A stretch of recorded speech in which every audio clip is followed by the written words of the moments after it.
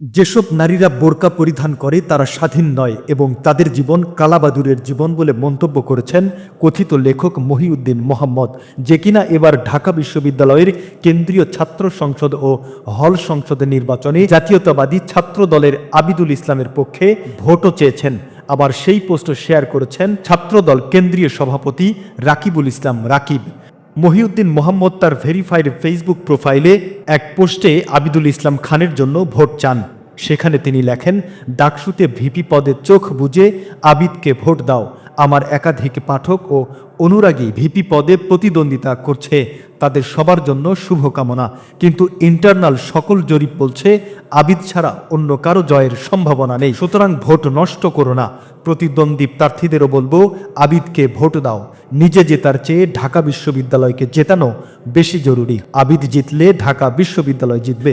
এর আগে গত 21 আগস্ট মহিউদ্দিন মোহাম্মদ তার ফেসবুক প্রোফাইলে দেওয়া আরেক পোস্টে ডাকসু নির্বাচনে ঐক্যবদ্ধ শিক্ষার্থী জোট প্যানেলের এক নারী প্রার্থীর ছবি দিয়ে সেখানে তিনি লেখেন, পোশাকের স্বাধীনতা কথাটি বোরকার ক্ষেত্রে প্রযোজ্য নয়, কারণ বোরকা যিনি পরেন তিনি স্বাধীন নন। তার চিন্তা পরাধীন, আচরণ পরাধীন, কল্পনা পরাধীন, চলাফেরা নিয়ন্ত্রিত। স্বাধীনভাবে পোশাক পছন্দ করার ক্ষমতা তার নেই।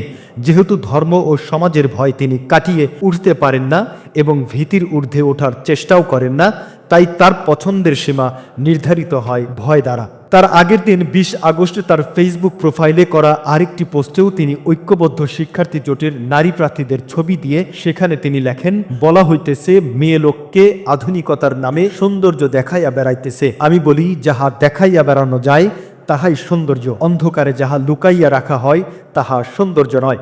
যে খেচর দিবাকালে ওড়াউড়ি করে, ডানা চর্চায় মাতে, কণ্ঠ শোনায়, তাহাকেই আমরা পক্ষী বলি, কালাবাদুরকে নহে।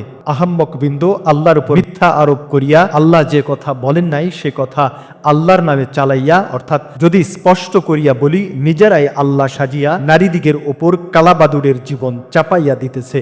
মহিউদ্দিন মোহাম্মদ বোরকা পরিধান করা ও পর্দানশীল নারীদের নিয়ে এমন মন্তব্য করা এবং বর্তমানে আবিদুল ইসলাম খানের পক্ষে তিনি ভোট চাইছেন, বিষয়টিকে নেতিবাচকভাবে নিচ্ছেন নেটিজেনরা। অনেকেই বলছেন এতে আবিদুল ইসলাম খানের ভোট বাড়ার চেয়ে বরং কমে যাবে।